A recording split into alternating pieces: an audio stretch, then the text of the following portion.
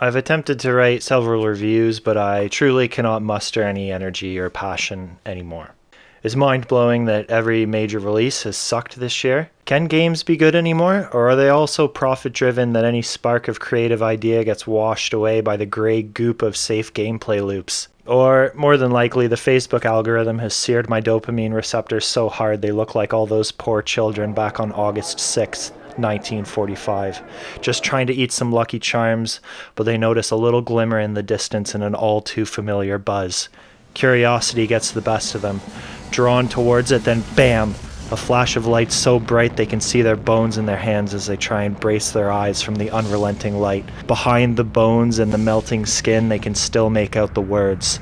Susan Greystone is selling a wardrobe for only $50 and they're just down the street. Tom Feld has a Toyota Tacoma with 400,000 kilometers on it for only $19,000. Another meme that's so fucking funny I almost laugh.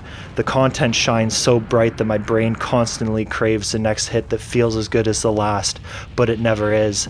My receptors are completely cooked now, and I'm in a constant state of melancholy and just enough apathy to do absolutely nothing about it. The only chance I have is to disconnect from it all, re-release myself into the world anew, go for a social meetup and see people in real life. Holy shit, cats and cyberpunk? Let's fucking go, boys. Sony's releases to PC had me giddy at first, but God of War and Spider-Man didn't do it for me.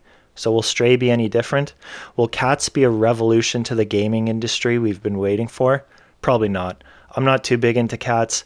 They always seem to know what kind of drugs you're on and they judge you for it, but I'll leave my biases at the door for this. First impressions were nice. The game lets you go to sleep and stay hydrated. The story goes that you and your boys are out on the town, no doubt after a nice sesh in the handicap stall, but this cool cat might have racked a little too much and falls down into the trash. The story's alright. You start off pretty fucked, but a bunch of robots help you out along the way. Since you're a cat and can only be soulless and meow, the story is more about the robots that surround you and their human faults. They treat you nicely and never mention that you're a cat, which is nice. The world building, which is probably the most interesting aspect, is essentially done through audio logs you seek out. They're brief, which is all my ADHD can handle. Gameplay is a little bland. Turns out that being a cat is the same as a shitty Assassin's Creed. The game is pretty linear, so you just have to look around a bit until the jump button shows up on whatever object they want you to jump on. There's some spooky boogers in the game, but easily handled by running around. Eventually, you can kill them.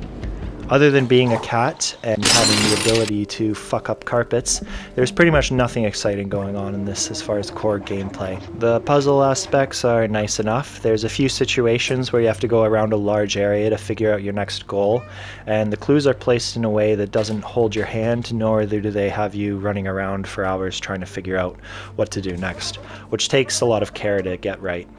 The graphics and environment is where this game shines the most. There's a high level of detail in the environments and a lovely use of subsurface scattering on the objects, which I absolutely love. Each corner feels like it was lived in, and then subsequently not lived in for a very long time. I'm a sucker for graphics. Even though the gameplay was not exhilarating, it's still nice to see where your little legs will take you to next and meet all the diverse robots along the way. Soundtrack parallels the world you're living in pretty nicely. Is the game worth $30? Maybe. If you've been scrolling your Steam library for 6 hours straight, or looking for something to pass the time on the rainy days and until Darktide comes out, this could be it.